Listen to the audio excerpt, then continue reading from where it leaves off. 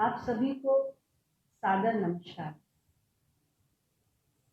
और आज मुझसे जुड़ने के लिए आप सभी स्नेही जनों का, समर्थकों का, शुभचिंतकों का, पार्टी की विचारधारा को मानने वालों का, सभी सम्मानीय बुजुर्गों का, हमारी माताओं बहनों का, नौजवान साथियों का, हर एक व्यक्ति जो आज मुझसे जुड़ा है, उन सभी का मैं बहुत बहुत आभार व्यक्त करना चाहती हूँ और आप सभी का इस अवसर पर बहुत बहुत अभिनंदन भी करती हूँ। आज 26 जून 2020 है। 26 जून की ये तारीख बहुत महत्वपूर्ण है। आज भारत के इतिहास में एक महान प्रतापी महाराजा कोल्हापुर नरेश छत्रपति शाहू जी महाराज,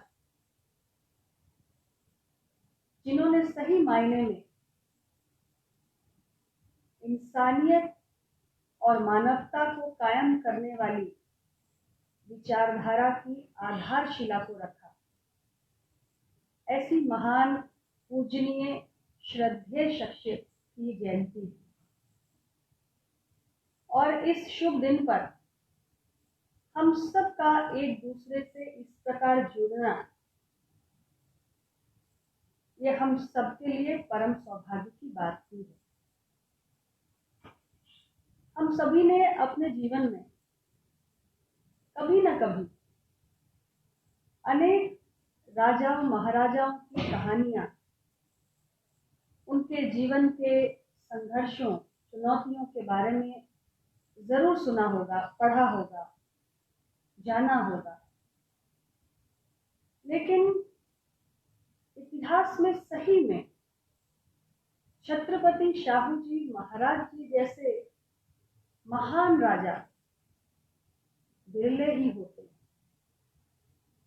जिन्होंने सामाजिक न्याय की नींव रखी, जिन्होंने कमजोर, वंचित, शोषित समाज, विशेष तौर से पिछड़े, दलित और अस्पृश्य समझे जाने वाले उस दौर की, उस वक्त की मैं बात कर रही हूँ, जब शायद इन सारी सामाजिक विषमताओं से लड़ना अपने आप में बहुत चुनौतीपूर्ण रहा होगा।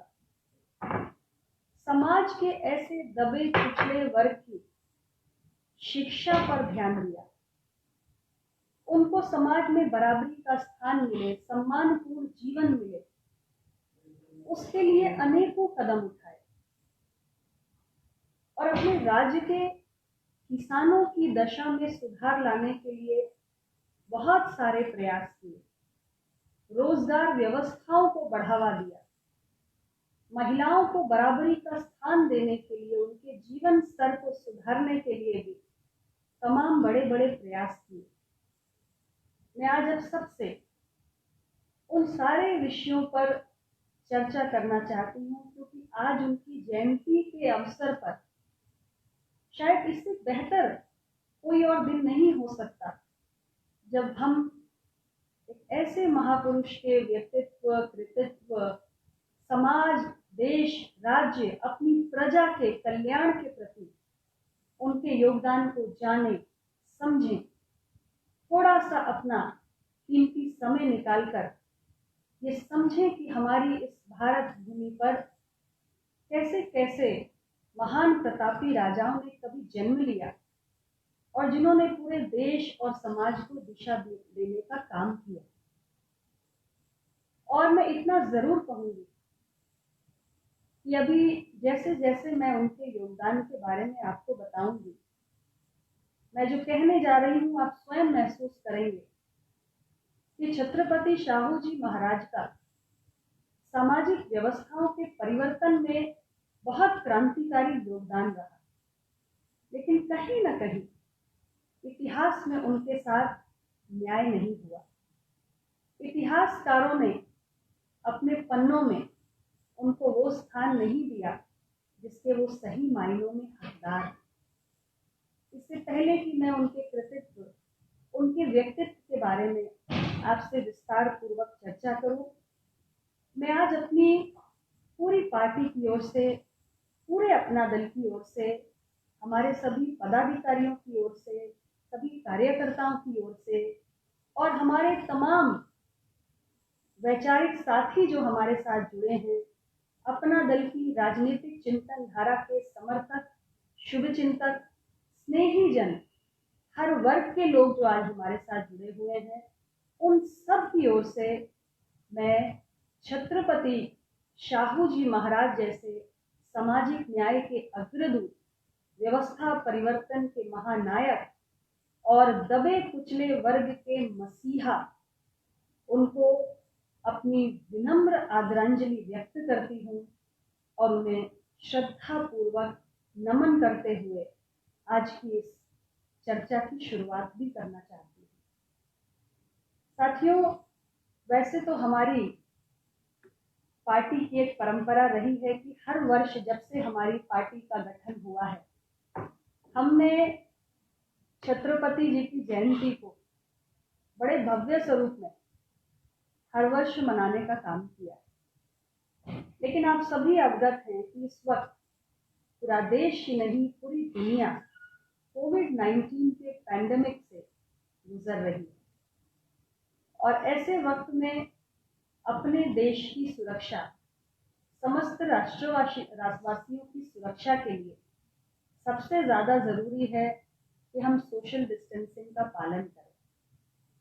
और इसलिए जिस तरीके से पार्टी की परंपरा के अनुरूप हम हर वर्ष प्रदेश में एक भव्य आयोजन करते थे, इस बार आपसे सीधे तौर पर फेस टू फेस जुड़ने का सौभाग्य तो नहीं मिल पा रहा है, लेकिन टेक्नोलॉजी ने हमें एक जरिया जरूर दिया है कि हम और आप आज के इस महत्वपूर्ण दिन पर एक दूसरे के साथ जुड़कर और एक साथ होकर ऐसी महान शख्सियत को, ऐसी महान विभूति को अपनी श्रद्धांजलि, अपनी भावांजलि जरूर प्रकट कर सकते हैं।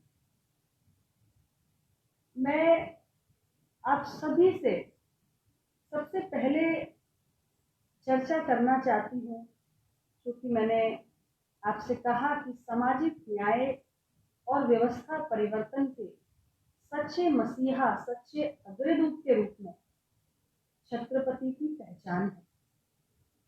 उन्होंने अपने राज्य के लिए, अपनी प्रजा के लिए बहुत कुछ किया, लेकिन जो योगदान उन्होंने अपने राज्य के दबे कुचले वर्ग को सम्मानपूर्ण जीवन देने के लिए किया, वो निश्चित रूप से इतिहास के पन्नों में दर्ज हो न हो, लेकिन भविष्य के भारत को दिशा दिखाने का काम उस योगदान के जरिए जरूर हुआ। मैं आपको आज उल्लेख करना चाहती हूँ, छत्रपति शाहू जी महाराज जी ने सन 1902 में 26 जून को एक बहुत ऐतिहासिक निर्णय लिया। और वो ऐतिहासिक निर्णय क्या था? उन्होंने जब अपने शासन और प्रशासन पर निगाह दौड़ाई तो देखा कि इसमें तो बड़ा असंतुलन है, सामाजिक असंतुलन है। कैसे है सामाजिक असंतुलन? कि उनके शासन और प्रशासन में सभी महत्वपूर्ण पदों पर केवल उच्च वर्ग के लोग ही आसीन हैं। ये तो निश्चित रूप से सामाजिक असंतुलन है, क्योंकि समाज के हर वर्ग का प्रतिनिधित्व, हर वर्ग की भागीदारी उनके शासन और प्रशासन की व्यवस्था में होना चाहिए। ऐसा विचार छत्रपति शाहू जी महाराज के मन में आया जब उन्होंने अपनी निगाह दौड़ाई।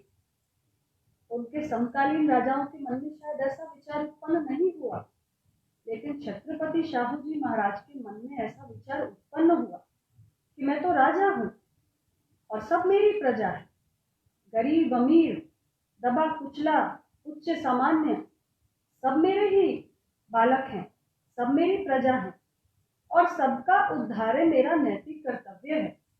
सबका कल्याण करना मेरा नैतिक कर्तव्य है। और इसलिए 1902 में एक ऐतिहासिक शासनादेश लेकर आए।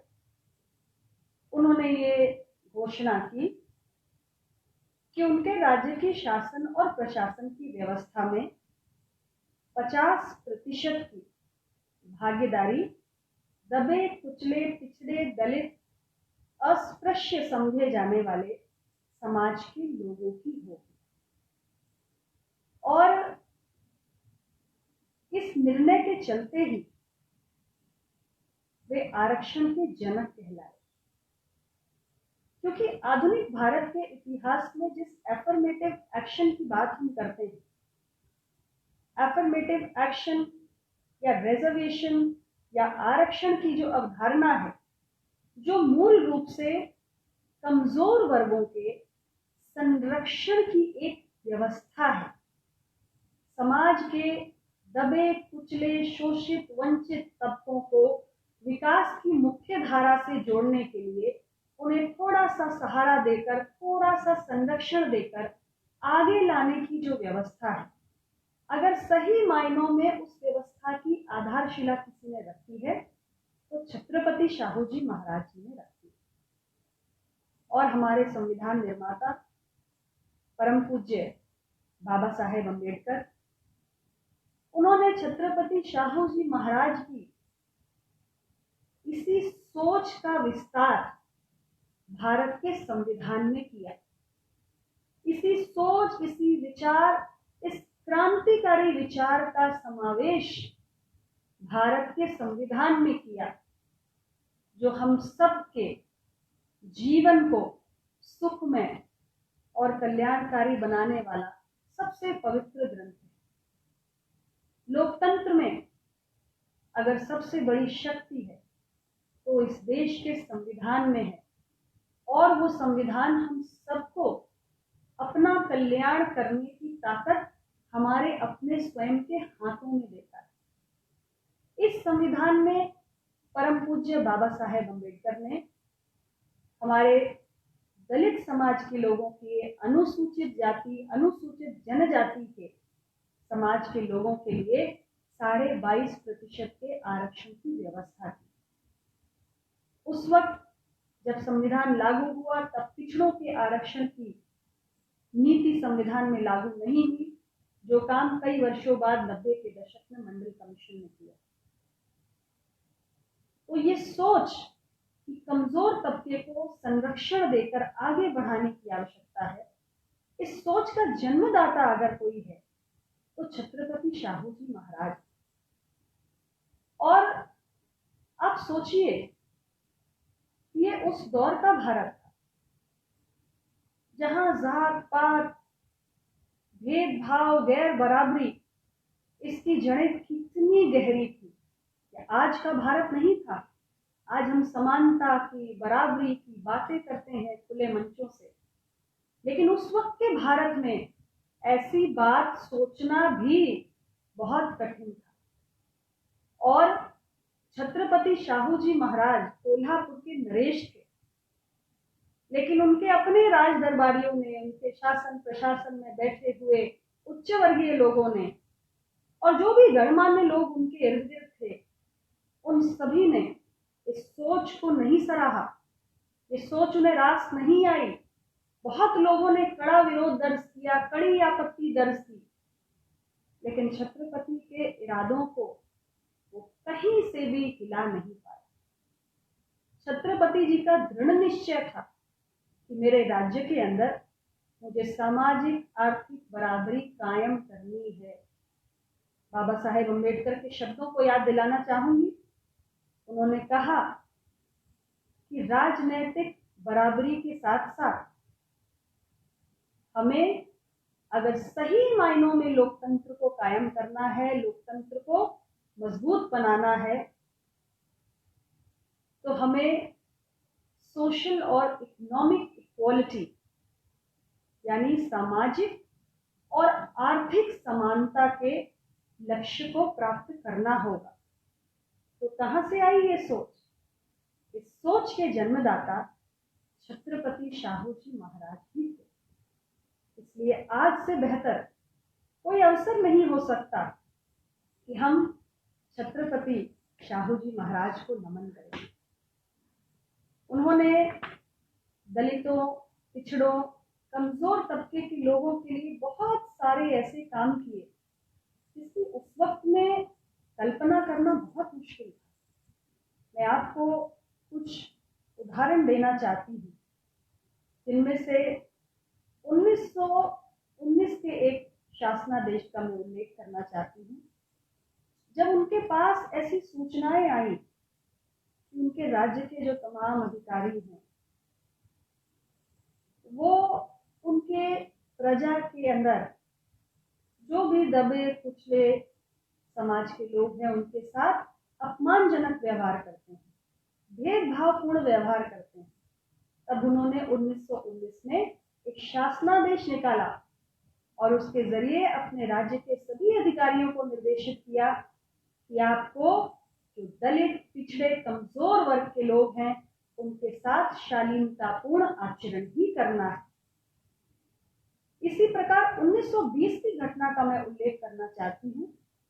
उस वक्त नागपुर में अस्पृश्य समाज के लोगों का एक अखिल भारतीय सम्मेलन आयोजित किया गया और आपको ताज्जुब होगा, आपको आश्चर्य होगा ये जानकर कि उस सम्मेलन की अध्यक्षता उस वक्त में स्वयं छत्रपति शाहू जी महाराज ने करना स्वीकार किया।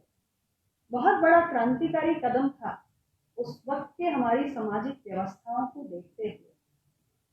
बाबा साहेब अम्बेडकर से जब उनकी मुलाकात हुई तब उनकी दूरदृष्टि से उन्होंने देखा कि दलित समाज में एक अनमोल रत्न का जन्म हुआ है, एक अद्भुत प्रतिभा का जन्म हुआ है और इस अद्भुत प्रतिभा को, इस अनमोल रत्न को आगे बढ़ना चाहिए।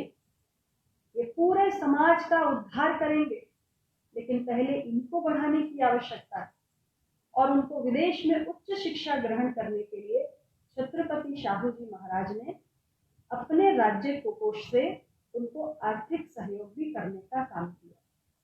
तो ऐसे तमाम क्रांतिकारी कदम छत्रपति ने उठाए जिससे उन्होंने आने वाली पीढ़ियों के लिए एक मिसाल कायम की कि कैसे समाज को और बेहतर और सशक्त और सुंदर और खुशहाल और कल्याणकारी बनाया जा सकता है।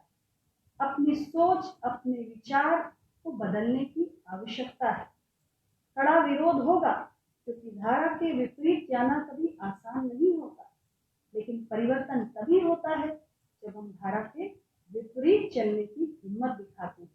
ये सारा संदेश हमें छत्रपति जी के जीवन से और उनके तमाम जो कार्य उन्होंने अपने जीवन काल में किए उससे मिलता है। मैं अब बात करना चाहती हूँ शिक्षा की दृष्टि से। आप सभी को अच्छा लगेगा ये जानकर कि छत्रपति शाहू जी महाराज शिक्षा के प्रति कितने जागरूक। उनकी कुछ पंक्तियां थी, हो सकता है आप में से बहुत सारे लोग उन पंक्तियों को जानते भी हूँ, कभी न कभी सुनी हूँ, कही हूँ, पढ़ी हूँ। उन्होंने कहा था, विद्या बिन मति गई, मति बिन नीति गई, नीति बिन गति गई और गति बिन वित्त गया, वित्त बिन शूद्र टूटे और इतने अनर्थ एक अकेले अविद्या ने किए। यानी विद्या का जीवन में कितना बड़ा महत्व है। जब आप शिक्षा ग्रहण करेंगे, जब आपका मानसिक रूप से, बौद्धिक रूप से विकास होगा, तब आप जीवन में कुछ कर पाएंगे, आपके जीवन की दिशा तय होगी। लेकिन अगर शिक्षा का, ज्ञान का, विद्या का अर्जन करने का अवसर आपको प्राप्त नहीं हुआ तो आपके पूरे जीवन भर प्रगति, उन्नति, तरक्की, आपका पूरा व्यक्तित्व का जो विकास होना चाहिए तो नहीं हो पाएगा। वो सब प्रभावित होगा और आप एक बेहतर जीवन नहीं जी सकते। इसलिए अपने जीवन काल में छत्रपति जी ने जो कमजोर तबके के लोग थे और विशेष तौर से जो महिलाएं थी उनके शिक्षा पर बहुत ध्यान दिया। उन्होंने एक बड़े महाविद्यालय की स्थापना की, राजा राम कॉलेज की स्थापना की। बाद में उसका नाम बदलकर उनके नाम पर ही रख दिया गया। इसी प्रकार बहुत सारे छात्रावास बनाए अपने राज्य में। जो पिछड़े, कमजोर, दलित तबके के मेधावी छात्र होते थे, जो गरीब भी होते थे लेकिन मेधावी होते थे, उनके लिए तमाम किस्म की छात्रवृत्तियों को भी लागू किया ताकि गरीबी की वजह से शिक्षा अर्जित करने के अधिकार से कोई भी बच्चा, कोई भी विद्यार्थी वंचित न रहने पाए। और इतना ही नहीं, अपने राज्य में उन्होंने अनिवार्य और मुफ्त प्राथमिक शिक्षा की भी व्यवस्था की। तो शिक्षा को वो निरंतर बढ़ावा देना चाहते थे और एक बहुत क्रांतिकारी कदम उन्होंने उठाया वैदिक स्कूलों की स्थापना करके। वैदिक स्कूलों की स्थापना करके उनके माध्यम से समाज के हर वर्ग से आने वाले बच्चों को शास्त्रों का ज्ञान मिले, ऐसी व्यवस्था उन्होंने अपने राज्य में की कि शास्त्रों का ज्ञान केवल एक वर्ग तक, किसी वर्ग विशेष के बच्चों तक सीमित न रहे, बल्कि समाज के हर वर्ग को शास्त्रों का ज्ञान मिले। इसके लिए वैदिक स्कूलों की स्थापना की। महिलाओं के समान अधिकार के वो बहुत बड़े समर्थक और महिलाएं शिक्षित हों, इसके लिए 500 से 1000 की आबादी वाले हर गांव के अंदर उन्होंने कन्या विद्यालयों की भी स्थापना। इतना ही नहीं, तमाम सामाजिक कुरीतियां जो उस वक्त में महिलाओं के खिलाफ थी, उन सबको अपने राज्य से उन्होंने खत्म करने का प्रयास किया। बाल विवाह पर प्रतिबंध लगाया, विधवा पुनर्विवाह को उन्होंने बढ़ावा दिया और एक बहुत बुरी प्रथा थी देवदासी की, उस पर प्रतिबंध लगाने के लिए उन्होंने कानून भी बनाए। तो इतना कुछ उन्होंने किया ताकि उनके राज्य में लोग शिक्षित। 1894 से लेकर 1922 तक 28 वर्षों की अवधि तक वो राज्य कोल्हापुर के राजा रहे और अपने राज्य को उन्होंने एक अलग किस्म का एक मॉडल राज्य बनाया। मैं शिक्षा के साथ साथ बताना चाहूंगी कि कृषि सुधार पर भी उनकी विशेष दृष्टि रही कि कैसे कृषि सुधार किया जाए, कैसे किसानों की जो दशा है उसमें सुधार हो, किसान कैसे खुशहाल हो, इसका भी प्रयास किया। तो किसानों की खुशहाली के लिए मैं एक उदाहरण लेके बताना चाहूंगी आपको कि जब प्रथम विश्व युद्ध चल रहा था तब कच्चे लोहे का आयात बंद हो गया। ऐसे में किसान के हल का निर्माण कैसे हो, ये दुविधा उत्पन्न हो गई। उस वक्त छत्रपति शाहू जी महाराज जी ने एक बड़ा अलग किस्म का निर्णय लिया। उन्होंने अपनी तोपें दान की, जिसके लोहे से किसानों के हल का निर्माण किया गया। किसानों को अपनी कृषि पैदावार का वाजिब मूल्य मिले, इसके लिए उन्होंने एक समर्पित बाजार बनाने का काम किया और विशेष तौर से कोल्हापुर का जो गुड़ है उसको भारत का बाजार मुहैया कराने का भी प्रयास किया। तमाम तालाब, छोटे छोटे बांध, बड़े बांध, सब कुछ अपने राज्य में उन्होंने बनाए। आज पूरे राष्ट्र में हम कई बार केवल महाराष्ट्र के कुछ जनपदों से नहीं बल्कि देश के तमाम राज्यों के अलग अलग जनपदों से हम सूखे की समस्या या किसानों की कर्ज में डूबने के कारण आत्महत्या की समस्या, ऐसी खबरें हम सुनते हैं। लेकिन मेरे संज्ञान में किसानों की आत्महत्या जैसा कोई विषय कभी मैंने कोल्हापुर से नहीं सुना। कहीं ना कहीं उस दौर में छत्रपति शाहू जी महाराज जी ने जिस तरीके के कृषि सुधार के कार्य किए, उसके कारण इतने वर्षों तक वहां पर कृषि में और किसानों के जीवन में खुशहाली काफी हद तक कायम हुई है। और मुझे लगता है कि हम सबको अपने महापुरुषों के बारे में पढ़ते रहना चाहिए, जानते रहना चाहिए, अध्ययन करते रहना चाहिए, क्योंकि जो समाज अपने महापुरुषों के इतिहास को भुला देता है, वो समाज प्रगति के पथ पर कभी अग्रसर नहीं हो सकता।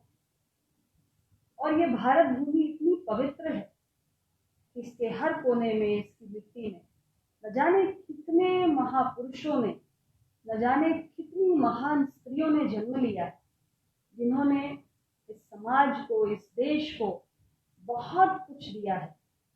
और इसलिए ये जरूरी है कि हमारी आने वाली पीढ़ियां निरंतर ऐसे महापुरुषों के व्यक्तित्व, कृतित्व और जीवन के योगदान के बारे में जाने।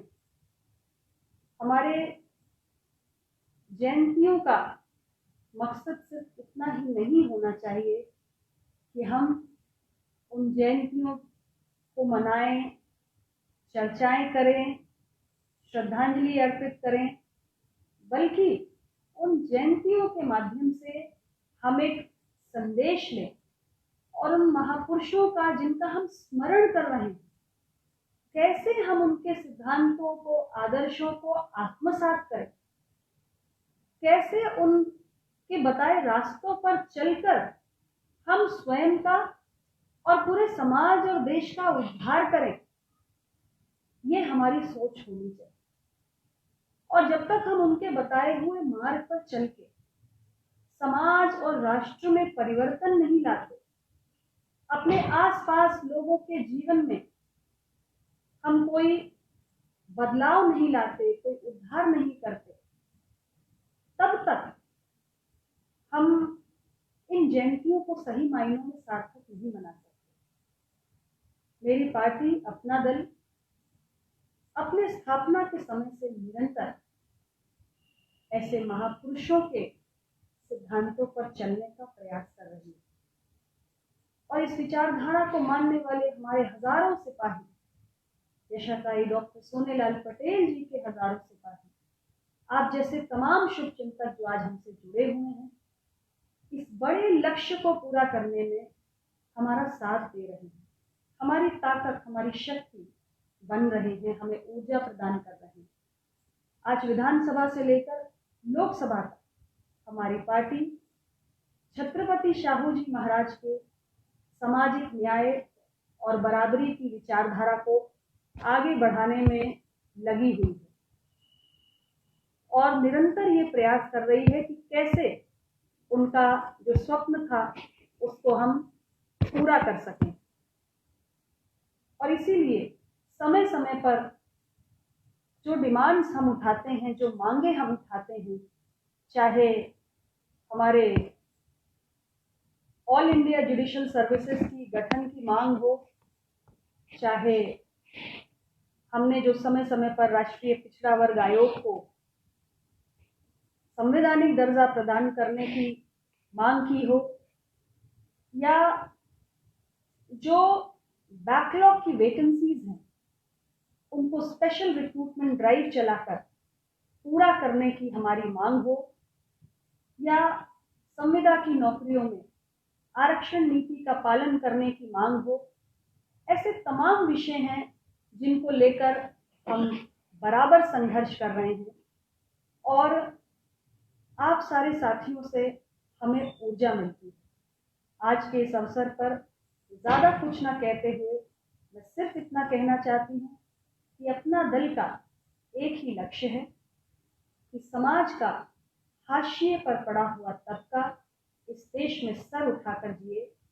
विधायिका, न्यायपालिका, कार्यपालिका लोकतंत्र के सभी स्तंभों में उसकी मजबूत भागीदारी हो, तभी सही मायनों में हम छत्रपति शाहू जी महाराज को श्रद्धांजलि अर्पित कर सकते हैं।